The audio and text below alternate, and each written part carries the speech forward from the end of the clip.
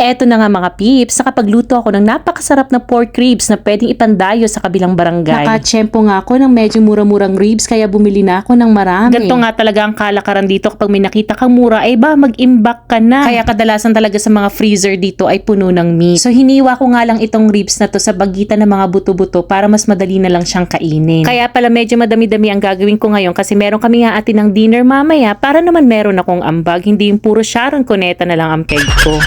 Isasangkutsa ko nga itong mga ribs na to. So ang technique pala dapat sobrang init yung kawali mo bago mo ilubog yung ribs. Yung tipong magugulat ba siya? Dalawang batch yung pagsasangkutsa ko nitong mga ribs kasi dapat masigurado natin na didikit ang bawat piraso ng ribs sa mainit na kawali. Parang ganyan no. Kailangan ma-achieve natin yung parang natustang ribs. At dahil mainit nga ang kawali, kailangan continuous natin itong hinahalo para hindi tuluyang masunog ang ating ribs. Mga 5 minuto ko nga lang po palang hinalo-halo ito at ayan na nga isinunod ko na itong napakaraming bawang. At dahil mainit nga yung kawali ko, syempre inalalayan ko yung bawang at baka masunog naman ito. Magiging mapait kasi siya, 'di ba? Kaya ora mismo hinalo-halo ko na yan siya para hindi maging sunog. At nung nangamoy bawang na nga rito sa bahay, sinunod ko naman itong napakaraming sibuyas. Marami po talaga ako maglagay ng bawang at sibuyas kasi napapansin ko kapag mas marami nito, mas masarap ang niluluto ko.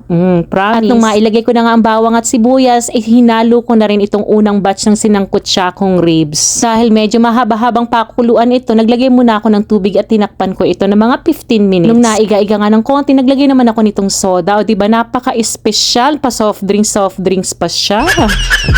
500 ml nga po pala ng soft drinks yung nilagay ko, tapos sinundan ko ng toyo at saka nitong napakasarap na Korean spicy kalbi sauce. Kung mali ang pagkakasabi ko, kayo na lang ang umintindi. Tapos nagdagdag din po pala ako ng oyster sauce at hinalo-halo ko lang sila. Medyo ingat lang po pala sa paghalo-halo ng ribs. Dapat hindi natin sila nasisira para hindi sila magkandalasog-lasog sa buto-buto. Medyo matagal-tagal nga po palang pakuluan ito kaya nagdagdag din ako ng kaunting tubig dyan. Kayo na lang ang magtansya. Nilagyan ko na rin ito ng paminta at saka ng onion powder. Napansin ko yung onion powder medyo nanigas na pala sa botelya kaya wala nang lumalabas. Kaya ayan, sinundot-sundot ko muna para lumabas ang powder. Hindi ko kasi siya madalas nagagamit. Medyo nagtampo na siya. At nagdagdag din po pala ako ng paprika rito. Pampaganda rin ito ng kulay. At naisip ko parang kulang pa yung paminta kaya dinagdagan ko pa kasi hindi pa ako na-chincha. Nung mailagay ko na nga lahat ng pampalasa, itinakpan ko na ito at pakukuluan ko ito ng mga 1 oras. Medium flame lang po ito at pagkatapos ng 1 oras, nilagay ko naman itong chili flakes para naman may konting anghang. Pero sabi ko dagdagan pa natin ng anghang kaya yan naglagay pa ako ng 3